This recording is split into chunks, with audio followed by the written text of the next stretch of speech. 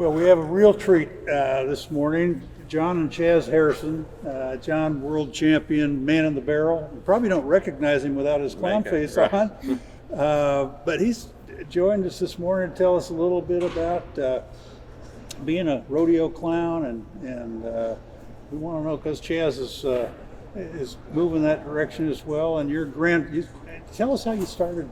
So I grew up in the sport of rodeo. My grandfather was actually a world champion bull rider, Freckles Brown. He won the world in '62, and then in '67 won the average at Oklahoma City. And I knew he was a rodeo guy as a kid. I knew him as grandpa, and so he'd take me to the local rodeo there, and I saw trick riding Leon and Vicki Adams, Hall of Fame couple that was performers, and I saw those, and I was like, wow, that really looks like something I want to try. And so I tried trick riding at 6 years old, got my first lesson, I loved it. And then I was like, well, I'm going to be a bull rider. So about 10, I tried that and thumped me on the ground, knocked the breath out of me. I was like, why would anybody want to ride a bull? And so I started Roman riding when I was in high school. My father taught me how to trick rope a little bit, and then got my PRCA card in 1999 as a specialty act and started off Roman riding, trick roping at rodeos. And didn't take long to realize that at rodeos, if there was a budget, the first thing they cut was the act. And I realized they always had a clown. So I was like, well, if I'm going to do this, I want to stay in business, I better start clowning. Well, you've been really good at it. How long have you been doing the man in the barrel? So I've been in the barrel since 2001. 2002 was my first time as a PRCA rodeo. The first time trying it was at a bull riding, and I thought I did a great job. And anyway, so Roger Mooney signed for my card, and we went right to a rodeo. And I found out right quick, if you don't have Roger Mooney and a good announcer to help you out, it was a lot more difficult than I thought. Yeah.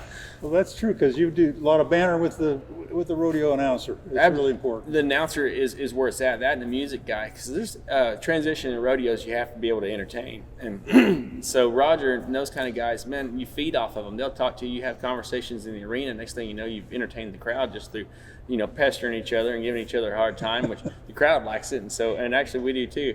And the bantering back and forth is very important for us as to even set the tone for the rodeo for the entire night.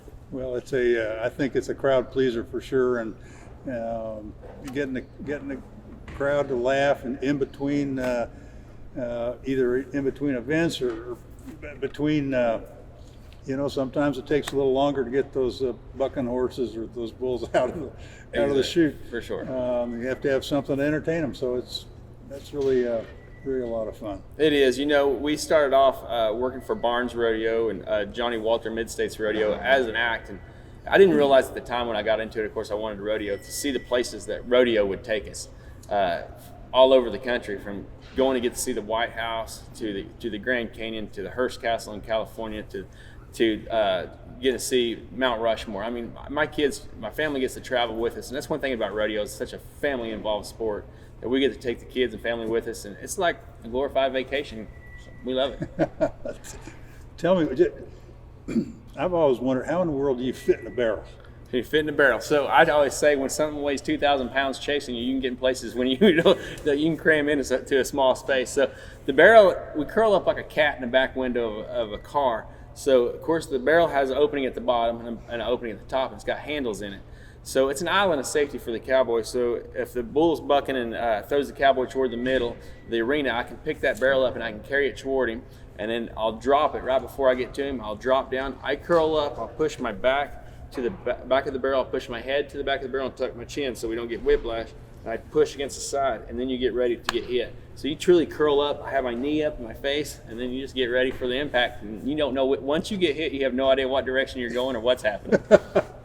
Well, it's a thrill as we watch rodeo, and with the bulls particularly, it's we worry about you guys out there, and really the most important thing that you do is protect the cowboy. It is. The comedy deal from the very beginning to the end is still there, but when it comes time for the bull riding, things get serious, and we depend on the bullfighters as well, because once we duck down, especially like the bullfighters here at the NFR, these guys, they're so good, and when we duck down, we can't see nothing. So we don't know if that bull went by us. We don't know if that bull has stopped. It's like, hey, trying to figure this out, waiting for you to pop back up and then hit you.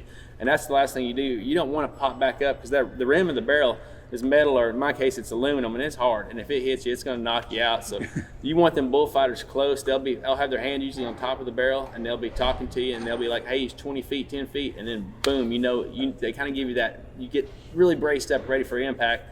Or they'll be like, hey, you're good. They'll hit the barrel, and they go on chasing the bull, and you get up and grab the handles and take off again. You know, in some ways, it's kind of like watching a car race, NASCAR, and you hate wrecks, but you're kind of waiting for. Sure. That's when things get exciting.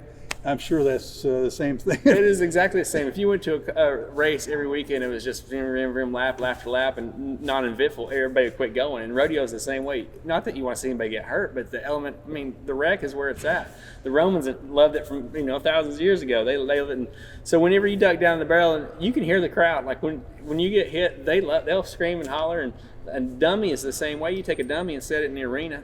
And you got the broom sitting there, and a bull can hit that, and the crowd will talk about that for 2 or 3 days. The highlight of the rodeo sometimes is a bull hitting a dummy.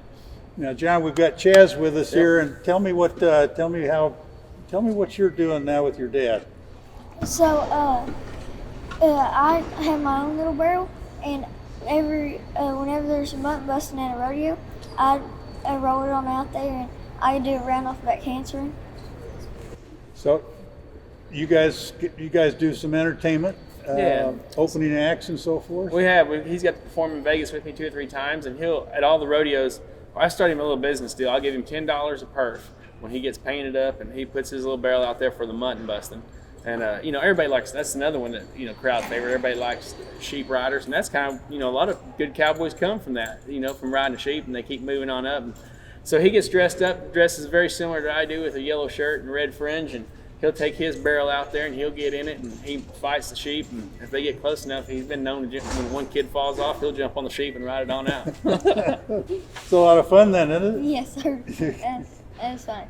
Being out there with your dad's got to be a real thrill as well. Yes, We got sir. to perform in Vegas a couple of times, and of course there 17,000 people just packed in there, and everybody there is rodeo, and so a regular rodeo you get nervous, but NFR you get really nervous because it's everybody that knows rodeo. You might mess up in St. Paul, Minnesota, and they'd be like, oh, that was all right.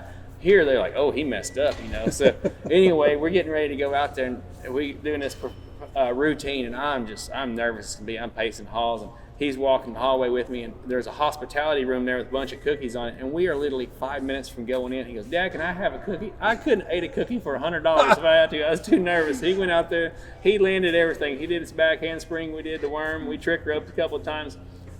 I guess kids don't get nervous like adults do. I don't know. You guys, you got your rope with you, and you're practicing all the time, aren't you? Getting better all the time. Kind of.